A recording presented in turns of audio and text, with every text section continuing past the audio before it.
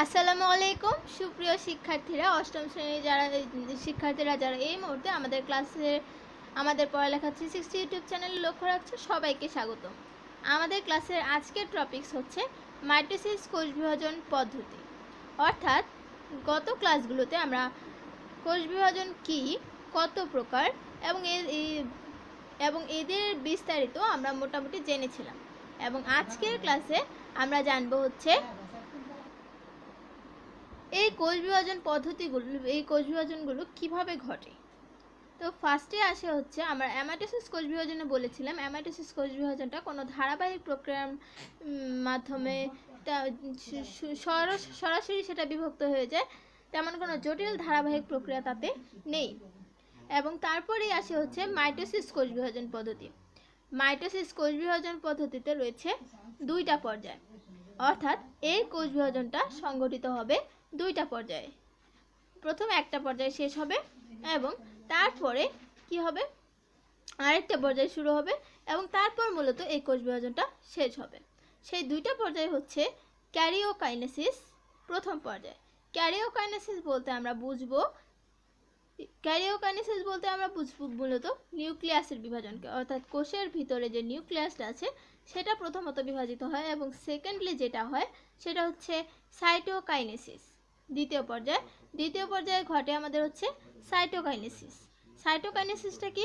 সাইটোকাইনেসিসটা হচ্ছে সাইটোপ্লাজমের বিভাজন, অর্থাৎ নিউক্লিয়াসের বিভাজনকে আমরা বলবো ক্যারিওকাইনেসিস এবং সাইটোপ্লাজমের বিভাজনকে আমরা বলবো সাইটোকাইনেসিস। এবং তারপরও আরেকটা টপিকের কথা হচ্ছে যেটা থেকে যায়, সেটা হচ্ছে ইন্টারফেস। ইন্টারফেসটা আসলে কি? ইন্টারফেসটা হচ্ছে ক্যারিওকাইনেসিস ও সাইটোকাইনেসিস শুরু হওয়ার আগে কোষের নিউক্লিয়াসকে আমরা বললাম একটু আগে যে ক্যারিওকাইনেসিসটা আগে হয়, মানে নিউক্লিয়াসের বিভাজনটা আগে হয়। যেহেতু নিউক্লিয়াসের বিভাজনটা আগে হয়, সেজন্য নিউক্লিয়াসকে কিছু প্রস্তুতিমূলক কাজ করতে হয়। অর্থাৎ নিউক্লিয়াসটা বিভাজিত হওয়ার জন্য যে ফান্ডামেন্টাল অর্থাৎ প্রাইমারি যে একটা প্রস্তুতি দরকার, সেই প্রস্তুতিটাকেই বলবে হচ্ছে ইন্টারফেস। অর্থাৎ প্রস্তুতিমূলক কাজ করতে হয় যেই অবস্থাটাতে, সেই অবস্থাটাকে কোষের কি বলে? ইন্টারফেস বলে। আমি আবার একটু বলি, ক্যারিওকাইনেসিস ও সাইটোকাইনেসিস অর্থাৎ নিউক্লিয়াসের বিভাজন এবং সাইটোপ্লাজমের বিভাজন শুরু হওয়ার আগে, ক্যারিওকাইনেসিস হওয়ার আগে তখন কি হয়, কোষ কিছু প্রস্তুতিমূলক কাজ করে বিভাজন সম্পন্ন করার জন্য। কোষের এই প্রস্তুতিমূলক অবস্থাটাকেই বলে হচ্ছে ইন্টারফেস। তারপর আমরা চলে যাই বর্ণনাতে। কি বললাম যে মাইটোসিস কোষ বিভাজনের দুইটা পর্যায়, ক্যারিওকাইনেসিস, সাইটোকাইনেসিস। তো ফার্স্ট পর্যায়টা একটু ডিটেলসে পড়ি। ক্যারিওকাইনেসিস কি বলেছি? ক্যারিওকাইনেসিস মানে হচ্ছে নিউক্লিয়াসের বিভাজন। কোষের প্রথমে নিউক্লিয়াসের বিভাজন ঘটে, পরে সাইটোপ্লাজমের বিভাজন ঘটে। তো এই ক্যারিওকাইনেসিসটা হচ্ছে একটা ধারাবাহিক জটিল পরিবর্তনের মাধ্যমে এই ক্যারিওকাইনেসিসটা ঘটে এবং ধারাবাহিকভাবে ঘটে। আর যাতে এই ক্যারিওকাইনেসিসটা সহজে বোঝা যায়, সেই জন্য এই ক্যারিওকাইনেসিসটাকে অর্থাৎ নিউক্লিয়াসের বিভাজনটাকে 5টা ধাপে বিভক্ত করা হয়েছে। তো ধাপের নামগুলো এখানে লেখা আছে, দেখো। এই ধাপগুলো মিলেই হচ্ছে তোমার কি? ক্যারিওকাইনেসিস পর্যায়টা। এই 5টা ধাপ কমপ্লিট হলেই আমাদের ক্যারিওকাইনেসিসটা কমপ্লিট হবে, অর্থাৎ নিউক্লিয়াসের বিভাজনটা কমপ্লিট হবে। তো প্রথম ধাপটা হচ্ছে প্রোফেজ, দ্বিতীয় ধাপটা হচ্ছে প্রোমেটাফেজ, তৃতীয় ধাপ মেটাফেজ, অ্যানাফেজ এবং লাস্ট যে স্টেপটা রয়েছে সেটা হচ্ছে telophase. Prophase, prometaphase, metaphase, anaphase, last হচ্ছে টেলোফেজ।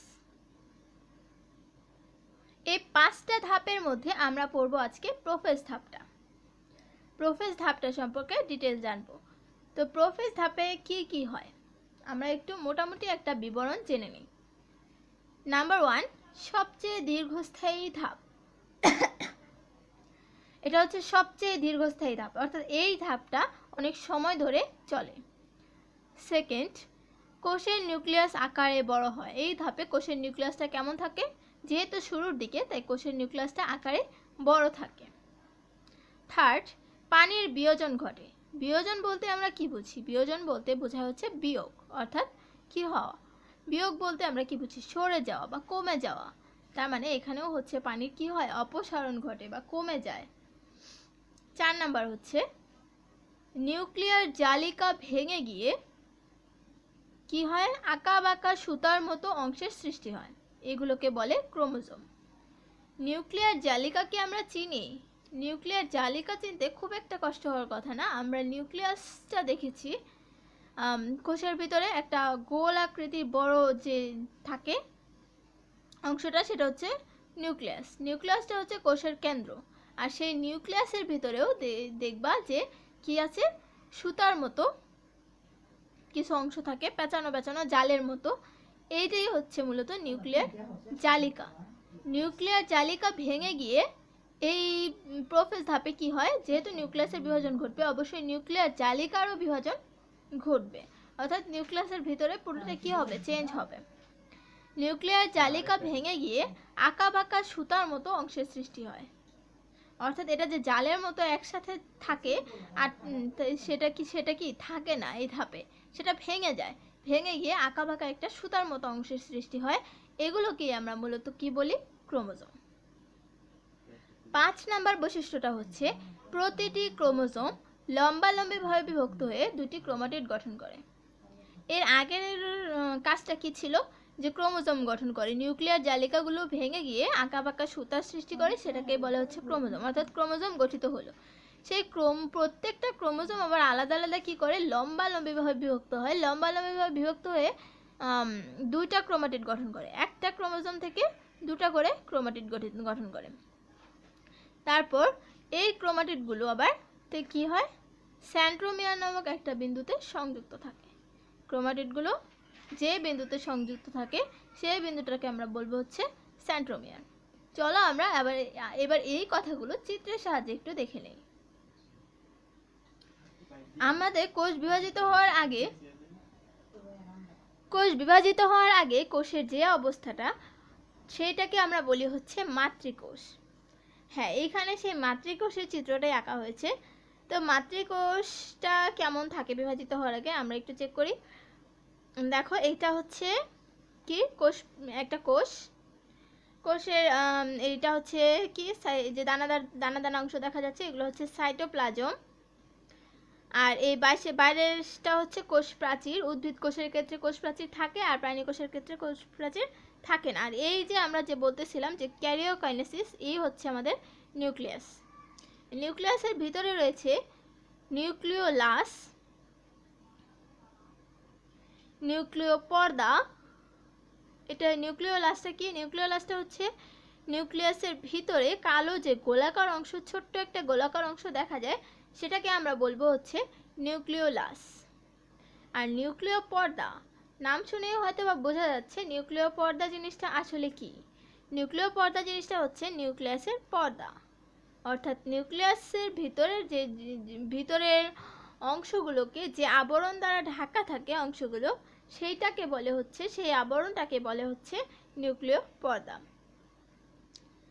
আর প্রোফেজ ধাপ পড়ার সময় আমি যে নিউক্লিয় জালিকার কথা বলেছিলাম, নিউক্লিয় জালিকার অপর নাম হচ্ছে কি? ক্রোমাটিন। অর্থাৎ নিউক্লিয়াসের ভিতরে যে জালের মতো অংশ থাকে সেটা হচ্ছে নিউক্লিয় জালিকা। আর এটা বলা হয়েছে যে এটা সাইটোপ্লাজম। তারপর দেখো বিভাজনের পরে নেক্সট ধাপটার কি অবস্থা হয়। তারপর প্রোফেজ ধাপে কি হয়? প্রোফেজ ধাপে এই কি হয়? নিউক্লিয় যে জালিকা ক্রোমাটিনগুলো, সেগুলো কি হয়? এরকম আঁকা বাঁকা সুতার মতো তৈরি হয়। আর নিউক্লিয় পর্দা আর নিউক্লিয়াস এগুলো হচ্ছে আর ক্রোমোজোম। এই হচ্ছে অবস্থাটা। মানে প্রথমে এই ক্রোমোজোমগুলো নিউক্লিয়াসের ভিতরে যে নিউক্লিয় জালিকাগুলো, সেগুলো ভেঙে গিয়ে আঁকা বাঁকা সুতার মতো অংশ তৈরি হয়। এবং সর্বশেষ যে অবস্থাটা প্রোফেজ ধাপে, সেটা হচ্ছে ক্রোমোজোমগুলো দেখো প্রত্যেকটা কি হয়? একটা ক্রোমোজোম ভেঙে 2টি ক্রোমাটিডে পরিণত হয় এবং এই যে দুটো ক্রোমাটিড প্রত্যেকটা কি হচ্ছে দেখো, এই দুটো ক্রোমাটিড এখানে সেন্ট্রোমিয়ারের সাথে যুক্ত, আবার এই দুটো ক্রোমাটিড এখানে সেন্ট্রোমিয়ারের সাথে যুক্ত। সেন্ট্রোমিয়ারটা হচ্ছে এই যে ক্রোমাটিড দুইটার মাঝ বরাবর যে গোল একটা দেখা যাচ্ছে যুক্ত, যেখানে ক্রোমাটিডগুলো বৃত্তাকার অংশ, সেটা হচ্ছে সেন্ট্রোমিয়ার। দেখো আমি চিহ্নিত করে দিয়েছি, এটা হচ্ছে সেন্ট্রোমিয়ার।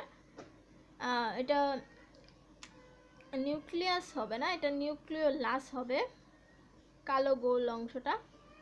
অর্থাৎ এই ধাপের শেষের দিকে, প্রোফেজ ধাপের শেষের দিকে কি হয়, নিউক্লিওলাসটা বিলুপ্ত হতে থাকে। দেখো দেখা যাচ্ছে যে বিলুপ্ত প্রায় নিউক্লিয়াসটা প্রায় বিলুপ্ত প্রায় হয়ে যাচ্ছে, সেন্ট্রোমিয়ার। এটাই হচ্ছে শেষ অবস্থা। এবং প্রোফেজ ধাপটা এখানেই শেষ, এবং পরের ধাপে শুরু হবে হচ্ছে, প্রোফেজ ধাপ শেষ হওয়ার সাথে সাথেই শুরু হয়ে যায় প্রোমেটাফেজ ধাপ। এবং প্রোমেটাফেজ ধাপে আগামী ক্লাসে আলোচনা করব ইনশাল্লাহ। তোমরা ক্লাসগুলো ধারাবাহিকভাবে দেখার চেষ্টা করো, কারণ একটা ক্লাস মিস করে গেলে তোমরা কিন্তু পরের ক্লাসটা বুঝতে প্রবলেম হবে। ধন্যবাদ সবাইকে আমাদের সাথে থাকার জন্য। আল্লাহ হাফেজ, আসসালামু আলাইকুম।